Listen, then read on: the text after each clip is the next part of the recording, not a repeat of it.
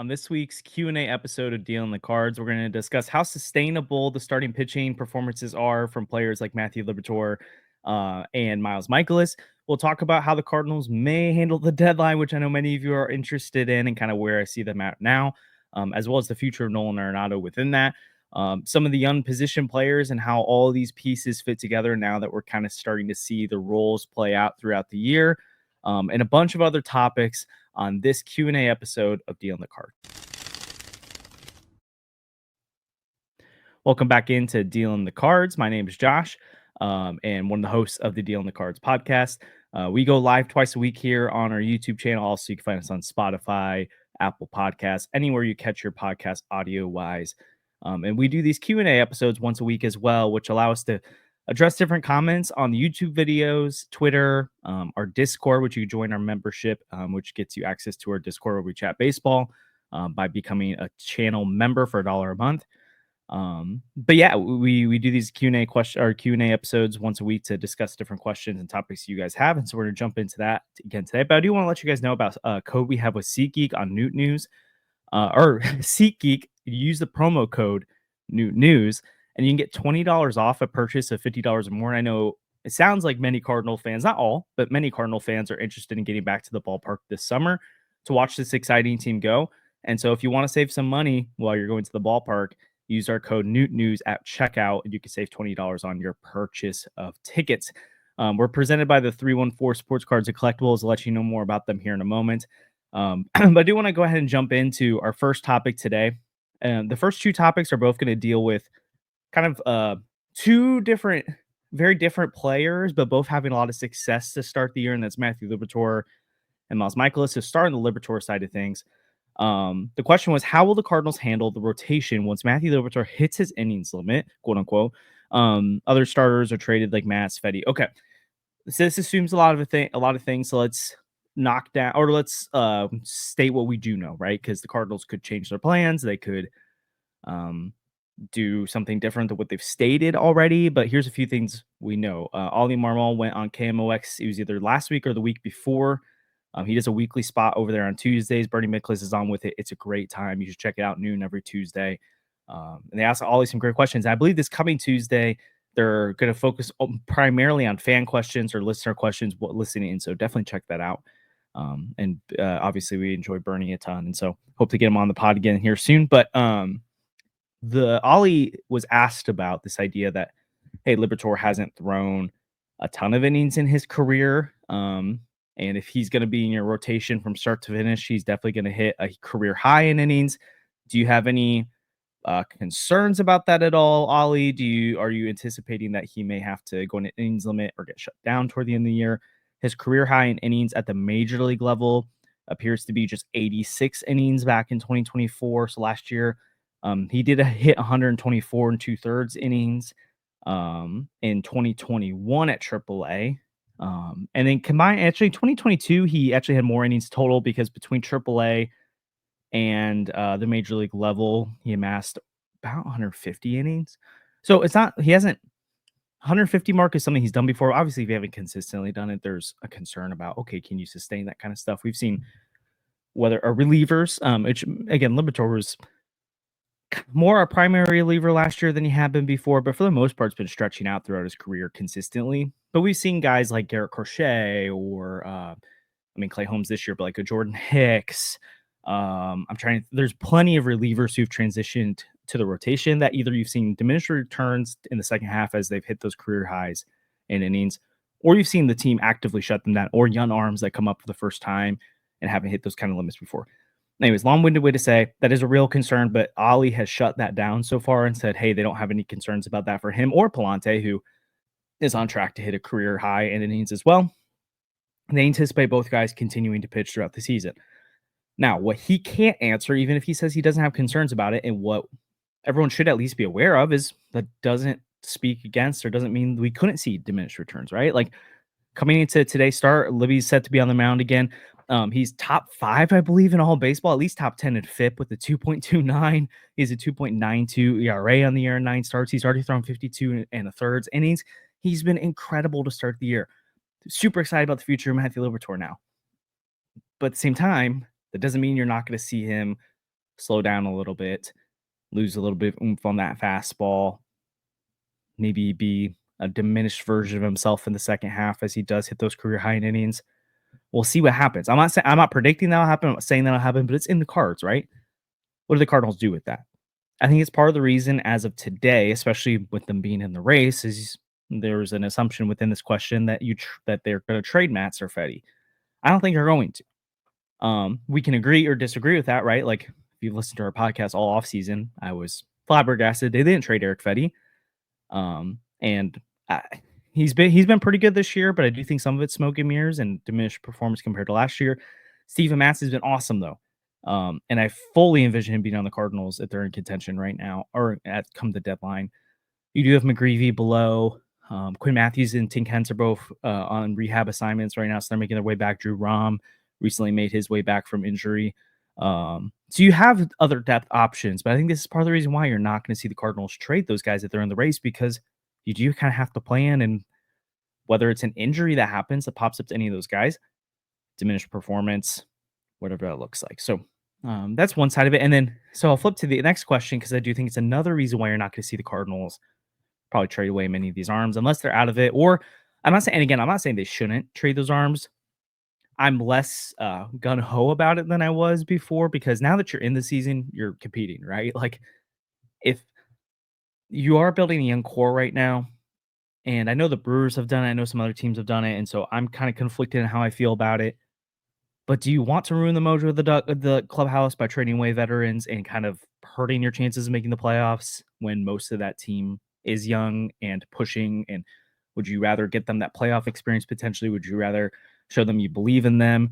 I don't know. That's a hard needle thread, and that's why I would have done in the offseason, so that if they were playing right now really well, they'd be playing with house money. You don't have to worry about those questions. But I digress. The other question was, as good as Mikolas has looked, how likely is that level of production to continue? And you know what? I think this is $1 million question, because a lot of people, again, I mean, it's fair. Like we on the podcast went out there, we're very like, Miles Mikolas is not good. He needs DFA'd or released or whatever. Um, and part of that's because going into 2025, he was top 10 worst pitchers in baseball in ERA, FIP. He's the worst pitcher in all baseball in K percentage, WHIP, like every statistic possible you'd want at player performance. He was terrible. And now you look at him this year, and even with the Boston start mixed in, where you went 2 2/3 innings with 8 earned runs, he has a 3.51 ERA, 3.68 FIP. His xFIP is 5, though. I want to point that out. xERA is 4.39. And the reason for the things, if you go jump over to Miles Mikolas' Baseball Savant, he had another good start last night. He is bottom third in baseball in barrel percentage, ground ball percent. It's like a ground ball pitcher. He's producing ground balls in the bottom third, like 30th percentile, and creating ground ball outs right now. He's 8th percentile in chase percentage. He's 1st percentile in whiff percentage. He's 6th percentile in K percentage. He's got the 14th percentile fastball velo. His expected ERA and expected batting average. So what, based on the batted balls and what you're seeing metrics wise on launch angle and exit velocities, all that kind of stuff, he's 32nd percentile in expected ERA and 37th percentile in expected batting average. You couple that with the fact that you watch him and his stuff just isn't that good anymore. Now he's figuring out a way to pitch with it right now. And so I'm not trying to just be a Debbie Downer or Miles Mikolas right now. But again, you look at the history last 2 years too, and it's been really bad. I don't think anyone should be doing victory laps right now saying this is going to sustain. And I really, again, I hope it does, because it makes the Cardinals better, right? Like if you're hoping for Miles Mikolas to be bad, I mean, I know it sounds like sometimes we're like, oh, we just want Miles Mikolas to be terrible when we talk on the podcast because we just want Michael McGreevy. It's like, we do want to see Michael McGreevy, but like this team is better when the players play better. There's not a single Cardinal I want to not perform well. We just want to be honest about what we're seeing on the field, right? Like I know sometimes people think we're way, it's kind of ironic. Sometimes people think we're way overly optimistic and that we don't criticize it. Like go check my replies on people who reply to me on Twitter or on the podcast, on the comments. Sometimes people just think we like can't criticize the Cardinals sometimes, like that we don't do it. And other people think all we do is criticize the Cardinals and that we're fair weather and we're just pessimists and all that. I'm like, we just tried to be honest about what we're seeing. And especially coming out of that Boston start, it felt like the culmination of everything that's been bad about the Miles Mikolas experience last few years. And major credit to Miles. He has figured out how to pitch through it. He's been a really good pitcher this year. Again, he had a start where he gave up 8 earned runs in 2 2/3 innings, and he's only had 10 starts this year, and he still has a 3.5 ERA. That tells you how good he's been in these other starts. Major props to Miles Mikolas, and I hope he keeps it up. But I don't think you should bank on it. And so again, that's probably why you're going to see Eric Fedde remain around. Steven Matz. It's probably why you're not going to see any of those guys. Well, none of them are pitching bad enough to be DFA'd or released, but that's why you're not going to see Miles Mikolas released, right? Like, because you need these arms right now in case injuries do happen. And what if he sustains, but Eric Fedde doesn't, or Michael McGreevy goes down, or Quinn Matthews and T. Hens aren't ready, right? Like, these are all legitimate questions for a playoff contender that need to be answered. So I want to take a moment to pause and thank a couple of sponsors of our podcast. First is 314 Sports Cards and Collectibles. They're located at 9640 Olive Boulevard in Olivet. They're open 10 to 5 Monday through Friday and 10 to 4 on Saturdays and Sundays. They buy, sell, and trade all sports cards and Pokemon cards. They have the newest selections of packs, boxes, and single cards of local players and stars from around the league. Make sure you go check out 314. They're awesome. We know many of you shop there already, so make sure you let them know. If you heard about them through us, send us pictures. We get DMs on Twitter all the time when you guys pull different cards or buy different cards. We love seeing that. Super awesome. Thank you to 314 as always for being the presenting sponsor of the Deal on Cards podcast. And those guys are awesome with there. So make sure you go check them out. Local businesses, we love supporting those, and they are awesome. So thanks to Devin and his team. We also want to tell you about another sponsor of our podcast, and that's Underdog Sports. The Deal on the Cards podcast is proud to be partnered with Underdog Sports, our favorite place to play fantasy games. You're now eligible to play in Illinois, Missouri, Indiana, and 37 other U.S. states. You got to check out Pick'em. It's so easy to play. You just pick 2 to 8 stats of your favorite players and choose whether they'll go higher or lower. You can win 20 times your money by going 5 for 5. If that sounds like fun, sign up with our promo code CARDS to claim your first free pick plus first-time deposit offer up to $1,000 in bonus cash. We can't wait to see your entries. Again, use that promo code CARDS on the screen now. You can download the Underdog Sports app in the description of the YouTube channel. You can look it up on any app store. Or if you're listening to audio, again, do that as well. If you use our promo code CARDS, again, you get a first free time deposit offer, a time deposit offer of up to $1,000 in bonus cash, and a first free pick'em.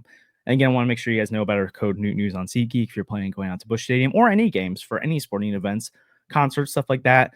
Use your code Newt News for $20 off a purchase of $50 or more. So we're going to continue on with the questions here. I kind of alluded to some of this already, but now it's going to branch out further. I know all of us, even when it's opening day, there's already conversation about the trade deadline, right? Like, it happens every year. It's just a fun thing to talk about. And so we did get another question, like, will the front office add to this team at the trade deadline? I mean, the short answer is we'll see, right? Like, they're 4 games above 500 right now. They are 3 games out of the National League Central Division lead behind the Chicago Cubs right now. They are 1.5 games back of the 3rd wild card as we sit here today. There's a lot of time, right? It is May 24th. There's a lot of time to figure out what this team is between now and then.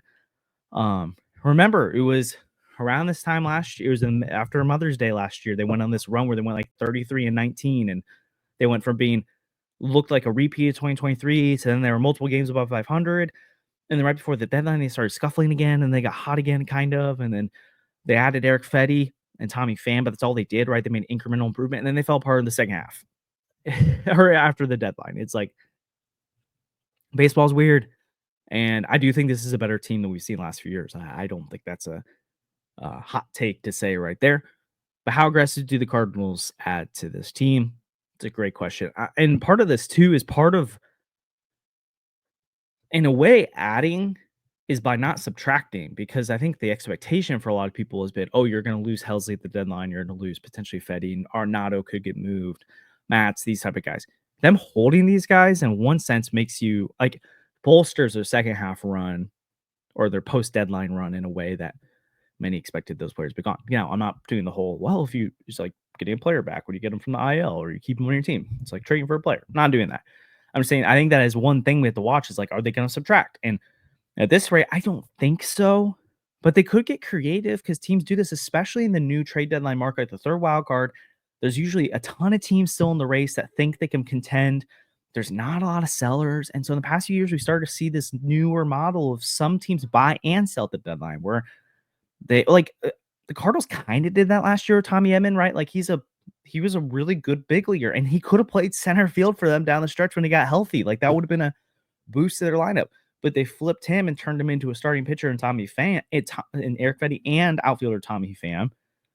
Now that was more of like a you subtracted from a big league roster to get better on your big league roster in another area. But the Cardinals could do similar type of thing, right? Where I don't like maybe they sell on on Ryan Helsley because the Diamondbacks or Phillies or Orioles aren't going to be buying at this rate, but you know what I mean. Like a contender comes out, sends them an awesome offer, but then they go out and they go get random veteran reliever over here that was signed for $4 million this offseason and is having a good year, but isn't Ryan Helsley to replace him, right? So it's like they added capital by trading Ryan Helsley, and then they gave up only a little bit of capital to go replace him with something that's not as good, but could approximate some of that value. I could see him doing something like that. At this rate, I would be shocked if there's a scenario.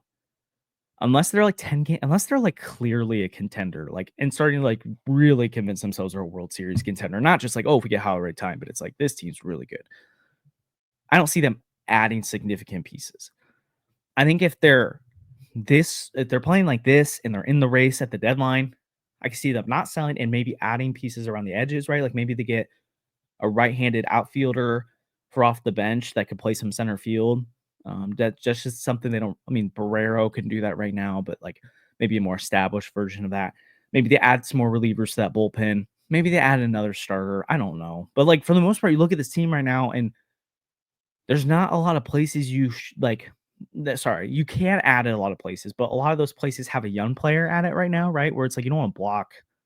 Like, I mean, some people and they're gonna have. Well, sorry, I didn't mean that in a negative way. Like you could block Jordan Walker. I don't know if they're going to do that, though, because you also have Alec Burleson who can play there. You can move Brendan Donovan out there and get Nolan Gorman or Thomas Saggese into the lineup. So you see where I kind of don't see them adding a bat that's significant to lineup. Rotation, again, like they already have a lot of veterans in there, and I think they want Michael McGreevy to get in there when they have an injury. They want potentially Quinn Matthews this year, Takao Roby or Tink Kentz. That's where I think they could do small moves on the fringes, but I don't see them doing big moves. And then the TBD is how much are they willing to move off the roster. So a related question with the deadline that I think is interesting is the whole Nolan Arenado side of things. And this question, which I'll answer if I think the Cardinals would too, but the question was, would you trade Arenado now if the Red Sox or say an interested team do offer something of actual value?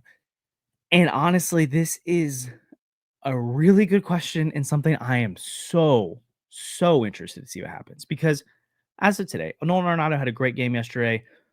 Bases clearing triple to get the Cardinals to win against the Diamondbacks as of recording. But overall in the air, it's just not been a good year for Nolan Arenado. And I hope he bounces back. But again, in the case like Miles Mikolas, again, he's not been as bad as Miles Mikolas was last few years. I'm not trying to say that. But compared to his standards, it's been a couple years since we've seen Nolan be Nolan, truly, especially at the plate. He is 5% below league average at the plate this year, 95 WRC plus. He's slashing 243, 313, 392. He has 5 home runs and 201 plate appearances. He just got moved down to 6th on the lineup. I don't know who's trading for him right now. I just don't. Like, do the Dodgers want him, really? I know Max Muncy's been struggling, but I mean, do they really want Nolan Arenado's contract right now? And how much are the Cardinals going to eat of that? Now, again, they're paying, like if you get to the deadline, they've paid over half of this year's salary to him already. But I mean, Nolan Arenado is 34 years old right now. Next year he'll be 35, making 27 million. And the year after he'll be 36, making 15 million. And he's already a below league average hitter with good defense. Does the defense regress more? Does the bat keep regressing? That's where it's hard to know, like, who's that interested party.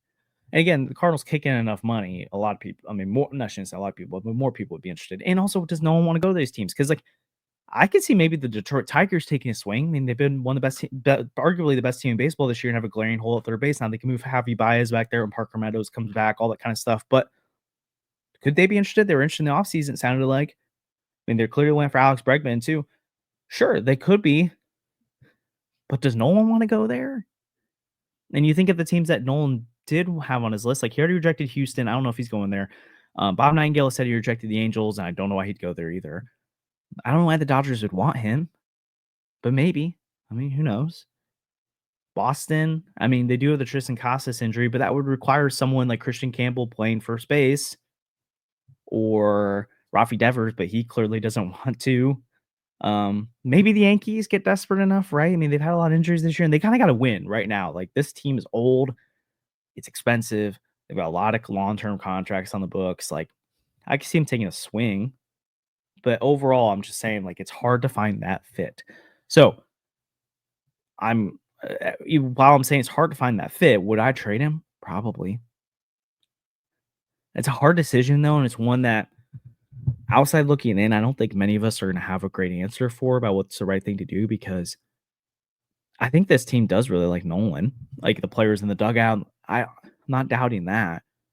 But if you trade away Nolan, how much does that hurt the chemistry of the team? And does that matter? Like, we all have to answer that for ourselves, I guess. But this team is contending, the vibes are high, the young players are playing well, and do you want to rock that boat? I don't know. And also, it depends, like, what is a good deal? Is it a return, or like a good return of prospects? Is he getting to move all that money away? I mean, as much as we don't write the checks and care as much about, like, oh, the Cardinals can spend however much they want to, like, they can decide that true. But I mean, they are going to operate with some kind of budget, and moving the Arenado money would really help Bloom to be able to spend more money in other places. It's a tough one. I think I would do it because I do think it creates opportunity for, I mean, Alec Burleson, kind of. It depends, but I mean, this will go back to the Herrera conversation, so we'll talk about that in a minute. But it creates opportunity for Nolan Gorman or Thomas Jaycee, right?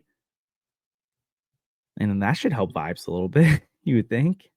But I don't know. That's a really tough one, and I think I'd do it as of today, especially because, I mean, he looks like he's trending downward, so you don't want to be stuck at that money. But we'll see. So, a couple other questions we've got today. So, first, this one's related to Ivan Herrera catching. Do you want to risk hurting Herrera by catching him?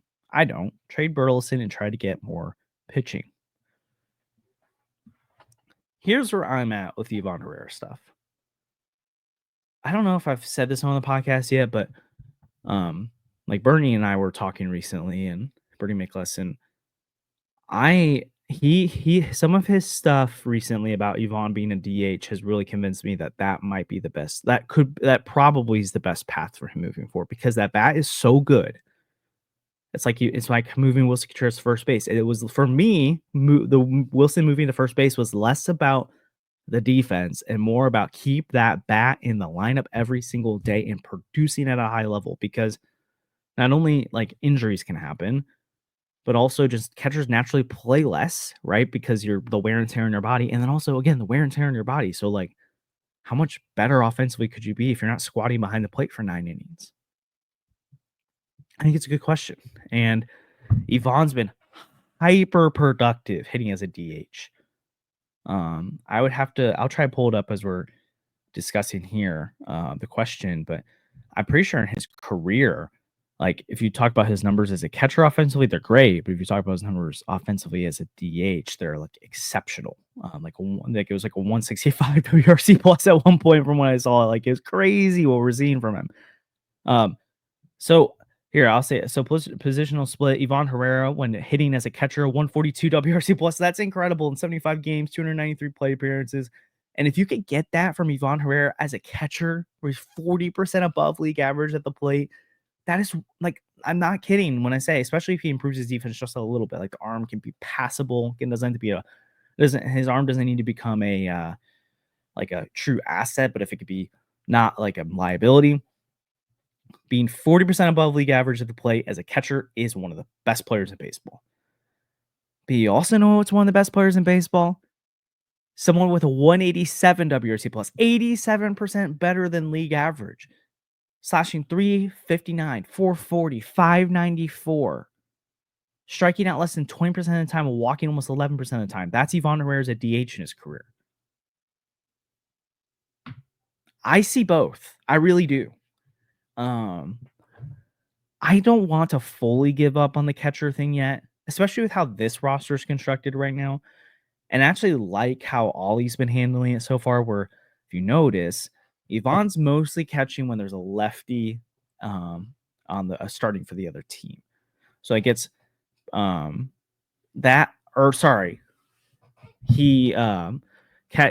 been catching when there's a righty pitching, which allows Alec Burleson to get in as a DH.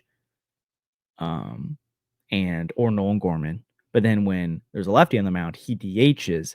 Pedro Pajes comes in behind the plate, and you get the lefty bat of the lineup.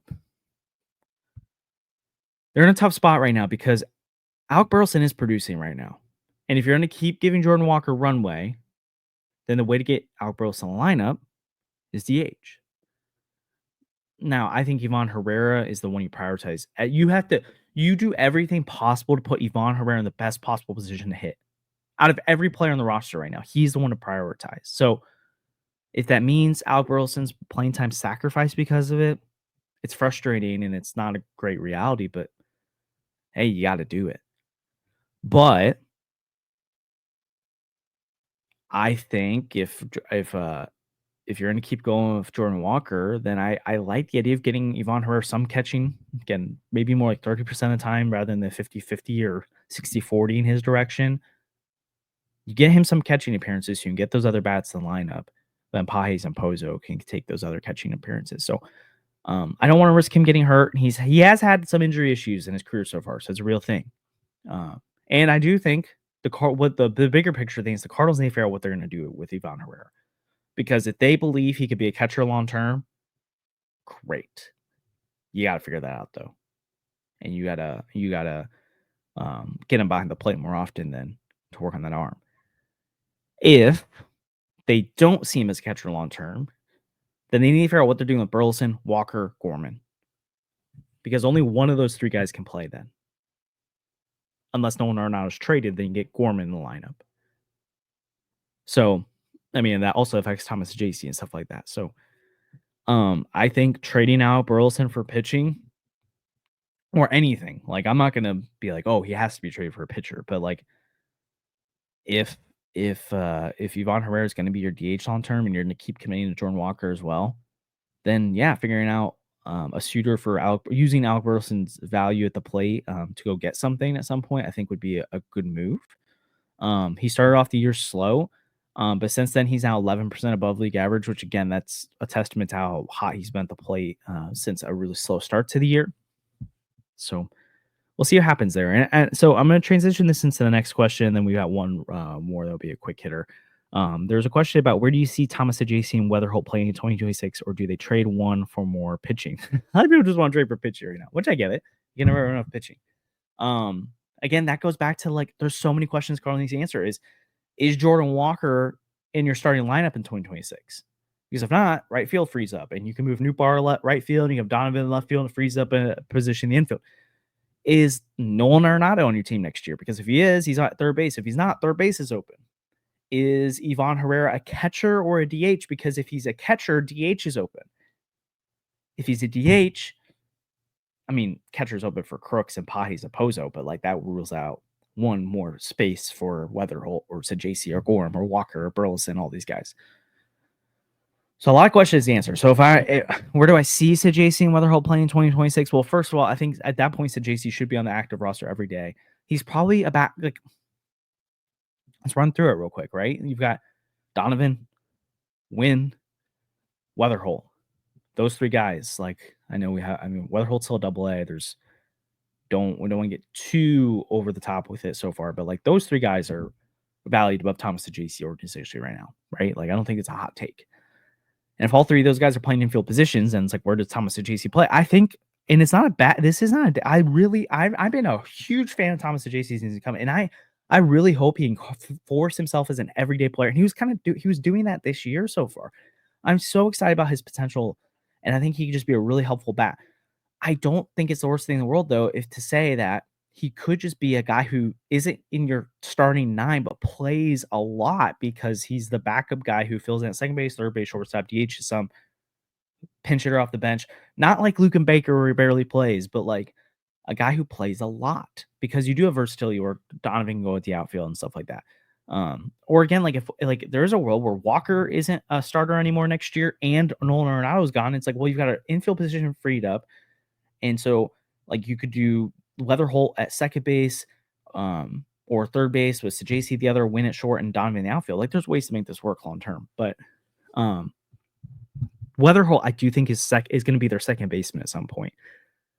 And Donovan would either play third base or back the outfield, or again, do what he has been able to do so well throughout his career and is play a lot of positions. And now, sometimes I think people think like, or almost like look at it like when it's like, oh, well, if Donovan's not your second baseman, third baseman, outfielder, then he's not playing every day. No. I think there's a world where he plays every single day. He is a starter, right? He is in the lineup unless he needs an off day or he's hurt. But he might play a lot of different positions doing that. And we kind of already see that, right? He bounces between second and left field. So that's not like this year. And again, in the past, of course, we've seen him bounce around a lot. I do think there's a world where that happens. But I don't see a world where he's not the starter. He's going to be the starter. But I could see Donovan not having a primary position next year. Or he'll have when he plays the most, but like not being entrenched as a second baseman, but moving around a lot. Also, we don't know if we're going to see Wetherholt next year for sure or not, right? Like he's trending in that direction, and I hope so. It'd be awesome if the trajectory takes him that way, but he's got to be ready. There's no need to rush it. Is he on the opening day roster next year? I'd probably bet against it. But is he on the team at some point in 2026? I think so. And he's a big part of your future. So, but again, this goes back to the Cardinals going to figure out what are they going to do with Walker, Burleson, Herrera, Arenado, and the Wetherholt and Saggese and all these guys. And then once they figure out, oh, we're committing to some of these guys, then yeah, then maybe Saggese or Burleson. I don't think Wetherholt falls in this conversation. Walker, some of these guys could be dealt for prospect pitching, all that kind of stuff. So last question today. Do you see the Cardinals giving a qualifying offer to any of their free agents? At this point, no. And again, I think sometimes some people have been like, oh, Josh said they'll be able to give him a qualifying offer. I've thrown that out as a thing they could potentially do, but obviously it depended on player performance and whether or not they produced. And Ryan Helsley has not produced like a reliever that should be getting qualifying offer this year. He could change that, and he could, but so far, nope. Eric Fedde has not produced like a pitcher that should be getting qualifying offer next year. And honestly, even if it was just a little bit better and you could squint and see, then the Cardinals shouldn't risk having to pay him 20-something million next year on their roster. If he was coming off like who was last year and he's pitching like it was last year, I think he's easily a qualifying offer player because look at what Frankie Montas, Yusei Kikuchi, like all these different guys have gotten in free agency now. So these guys didn't have qualifying offers attached to them, but they got multi-year $20+ million offers, and they were not nearly as good as Eric Fedde was. So I think there's a world where you could have done that with Eric Fedde. Obviously, a world where you could have done that with Ryan Helsley if he was producing, but he's not right now. So no, I don't see a qualifying offer going out, but that could change. Again, it's May 24th. Like there's a lot of time for these things to change. So as always appreciate you guys listening to the podcast. Like and subscribe helps channel a ton. Comment down below if you have questions for next week. Anyways, we really appreciate you all and how you tune in. We'll be back on Sunday. Otherwise, we'll be tuning into the Diamondback series with you all. And we'll see you guys next time.